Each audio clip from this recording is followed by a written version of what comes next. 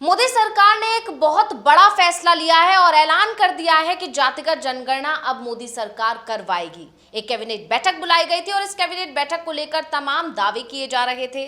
कहा जा रहा था कि इस बैठक में पाकिस्तान के साथ जो भारत का संघर्ष इस वक्त चल रहा है, जो टकराव की स्थिति बनी हुई है, इस पर चर्चा होगी, कोई बड़े फैसले लिए जाएंगे। लेकिन जब कैबिनेट की बैठक हुई और उसके बाद मंत्री अश्विनी वैष्णव ने जब बोलना शुरू किया तो उन्होंने एक बहुत बड़ा ऐलान किया और ये साफ कर दिया कि आखिरकार मोदी सरकार अब जातिगत जनगणना करवाने जा रही है। यानी कहा जा सकता है कि मोदी सरकार विपक्ष के दबाव में आ गई है। खासकर राहुल गांधी के दबाव में पीएम मोदी और मोदी सरकार दिखाई दे रही है, क्योंकि राहुल गांधी लगातार लगभग हर मंच से ये बात दोहरा रहे थे कि जातिगत जनगणना तो सरकार को करवानी पड़ेगी। यहां तक कि राहुल गांधी ने ये चेतावनी तक दी थी कि अगर ये सरकार या ये प्रधानमंत्री जातिगत जनगणना नहीं करवाएंगे तो दूसरा प्रधानमंत्री जो देश में आएगा, दूसरी सरकार जो देश में आएगी, वो जातिगत जनगणना जरूर करवाएगी। चाहे संसद हो या सड़क हो या कोई भी कार्यक्रम हो, लगभग हर जगह राहुल गांधी ने ये बात दोहराई थी। और इसी तरह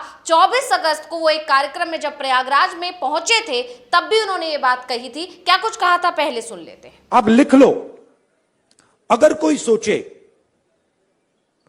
कि जाति जनगणना को रोका जा सकता है या 50% बैरियर को रोका जा सकता है, मैं आपको बता रहा हूं वो सपने देख रहा है। ये होगा ही होगा, इसको रोका नहीं जा सकता है। ना जाति जनगणना रोकेगा, ना सोशो इकोनॉमिक सर्वे रोकेगा, ना इंस्टीट्यूशनल सर्वे रोकेगा, ना 50% का बैरियर रहेगा। ये तीन सारे के सारे उड़ेंगे, क्योंकि हिंदुस्तान की जनता ने ये मन बना लिया है। ऑर्डर आ गया है, जनता से ऑर्डर आ गया है।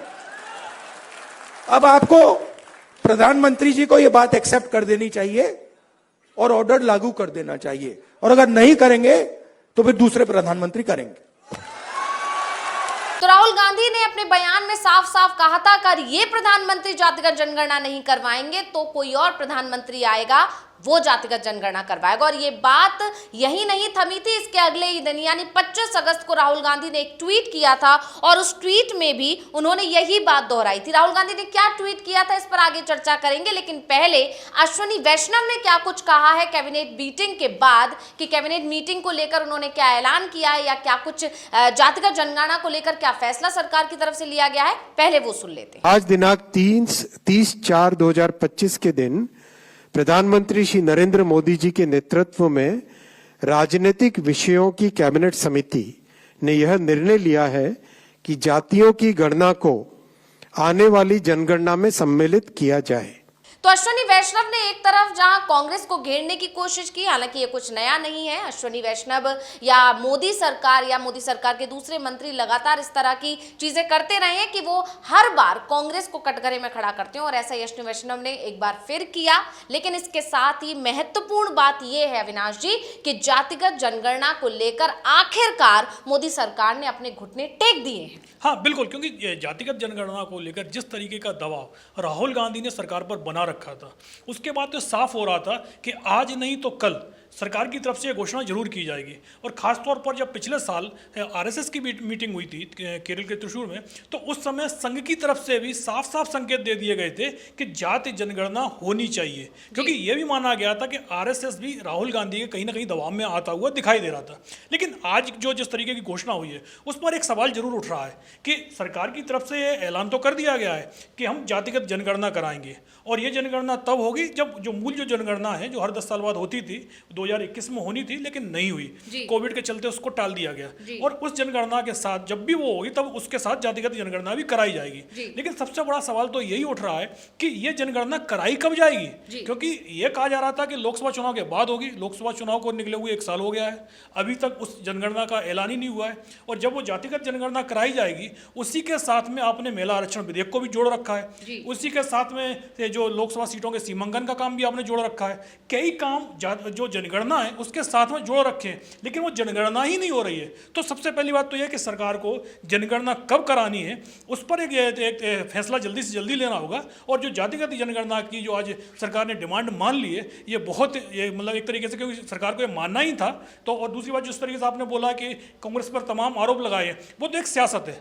सियासत में तो ये जो जातिगत जनगणना का फैसला लिया गया है वो हर कोई उसका एक तरीके से क्रेडिट लेना चाहेगा, लेकिन ये सबको पता है कि सरकार ने राहुल गांधी के एक तरीके से दबाव में इस तरीके का ऐलान किया है। यानी ये एक तरह से कहा जा सकता है कि विपक्ष की बहुत बड़ी जीत हुई है, क्योंकि राहुल गांधी से लेकर अखिलेश यादव, चाहे तेजस्वी यादव, तमाम विपक्षी दल के प्रमुख नेता लगातार जातिगत जनगणना की मांग कर रहे थे। और उस बीच अब बिहार विधानसभा चुनाव से पहले मोदी सरकार ने जातिगत जनगणना पर अपने घुटने टेक कर एक तरह से कह सकते हैं कि मोदी सरकार ने पासा फेंकने की भी कोशिश की। अविनाश जी, हाँ, बिल्कुल माना जा सकता है, क्योंकि बिहार का चुनाव काफ़ी नज़दीक है और ये कहा जाता है कि बिहार हो या यूपी हो, यहाँ जाति की राजनीति होती है। और सबसे पहले भी आपको बता दें कि बिहार में ही जातिगत सर्वे हुआ था और बिहार सरकार ने उसकी रिपोर्ट भी सार्वजनिक की थी। बीजेपी की जो सरकार थी केंद्र की, वो लगातार जातिगत जनगणना के उस समय एक तरीके से मना कर रही थी, लेकिन बिहार बीजेपी के नेता केंद्र सरकार पर दबाव बना रहे थे कि अगर जातिगत जनगणना का हम बिहार में विरोध करेंगे तो फिर हमारा जो भी आधार है वो खत्म हो जाएगा। तो केंद्र सरकार भले ही विरोध कर रही थी, लेकिन बिहार बीजेपी उस समय भी सरकार मतलब एक तरीके से जाति जनगणना के सपोर्ट में थी। और जब इसका प्रस्ताव आया विधानसभा में, बिहार की विधानसभा में, तो बीजेपी ने उस प्रस्ताव का समर्थन किया और उसके बाद केंद्र सरकार से भी इसको हरी झंडी दे दी गई, लेकिन कह दिया गया कि भाई हम पैसे नहीं देंगे। तो बिहार सरकार का कहना था कि भाई हम अपने पैसे से करा लेंगे।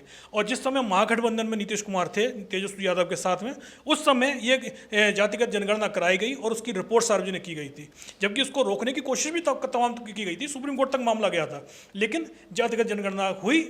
जातिगत जनगणना ही, जनगणना का काम तो केंद्र का होता है, जातिगत सर्वे कराया गया था और वो जनगणना की तरह से ही कराया गया था और उसकी रिपोर्ट भी सार्वजनिक की गई थी। जी, लेकिन जब मामला कोर्ट में पहुंचा उसके बाद उसे सर्वे बता दिया गया। ये भी एक तरह से इसकी चर्चा भी जोरों से रही थी, लेकिन इसके बाद जो नीतीश कुमार हैं उन्होंने पाला बदल लिया था और एक बार फिर बीजेपी के साथ उन्होंने हाथ मिलाकर एनडीए की सरकार बिहार में बन गई थी। खैर, अब एक बार फिर जातिगत जनगणना का मुद्दा चर्चा में आ गया है और ऐसे में एक बार इसका इतिहास जानना भी जरूरी है। तो आपको बता दें कि अंग्रेज जो जब देश पर शासन कर रहे थे तो वो जातिगत जनगणना करवाया करते थे, लेकिन आजाद भारत में ये बंद हुई थी। बता दें कि 1881 में देश में पहली बार अंग्रेजों ने जनगणना करवाई और इसमें जातियों की भी गिनती होती थी। इसके बाद लगातार हर 10 साल में जातिगत जनगणना होती रही। 1931 तक ऐसा ही चलता रहा। 1941 में जातिगत जनगणना तो हुई, लेकिन इसके आंकड़े सार्वजनिक नहीं किए गए और इसके बाद 2011 में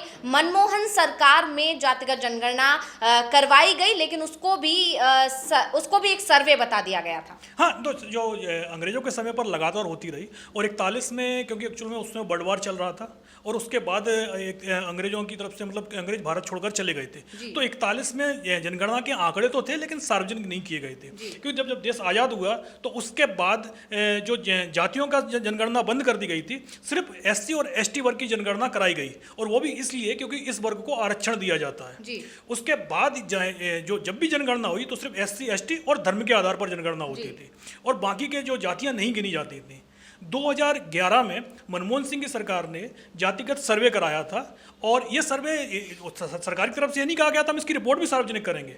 सरकार की तरफ से कहा गया था कि भाई जो नीतियां बनाई जाएंगी उनके लिए हम ये सर्वे करवा रहे हैं और उसकी रिपोर्ट सरकार की तरफ से सार्वजनिक नहीं की गई थी। और बाद में नरेंद्र मोदी की सरकार तो 11-12 साल से चली रही है, ये रिपोर्ट उनके पास में भी है, वो भी इस रिपोर्ट को अभी तक सार्वजनिक नहीं कर पाए हैं। लेकिन अब क्योंकि जो विपक्ष का दबाव था खासतौर पर कांग्रेस और राहुल गांधी का, उसके बाद सरकार ने जो फैसला ले लिया है कि जातिगत जनगणना कराई की जाएगी। अब ये जनगणना कब होती है इस पर जरूर एक सवाल है, लेकिन ये जरूर माना जा रहा है कि अभी जनगणना नहीं होगी तो 31 में तो करवानी पड़ेगी। लेकिन उम्मीद तो यही चल रही है कि सरकार इस जनगणना को शायद इसी साल से शुरू करा सकती है और 2-3 साल के अंदर अंदर इसके जो आंकड़े हैं वो सारे के सारे आंकड़े भी सामने आ जाएंगे। यानी साफ है कि विपक्ष की एक बहुत बड़ी जीत हुई और जिस तरह से राहुल गांधी लगभग इस मुद्दे को हर मंच से उठा रहे थे, बार बार उठा रहे थे, ट्वीट कर रहे थे, बयान दे रहे थे, उसका असर सरकार पर दिखाई दे रहा है। यानी राहुल गांधी मोदी सरकार पर हावी पड़ते हुए दिखाई दे रहे हैं और एक विपक्ष के नेता के तौर पर जिस तरह से वो सरकार की आलोचना कर रहे हैं या सरकार पर दबाव बढ़ा रहे हैं और उसकी शुरुआत देखने को मिल रही है जातिगत जनगणना पर मोदी सरकार की तरफ से टेके गए घुटने को देखकर। यानी साफ है कि राहुल गांधी जिस मुहिम में लगे हुए हैं उसमें वो कामयाब होते हुए भी दिखाई दे रहे हैं। बहुत बहुत धन्यवाद अविनाश जी तमाम जानकारी देने के लिए और इसी के साथ मुझे यानी अंशिता को दीजिए इजाजत। नमस्कार।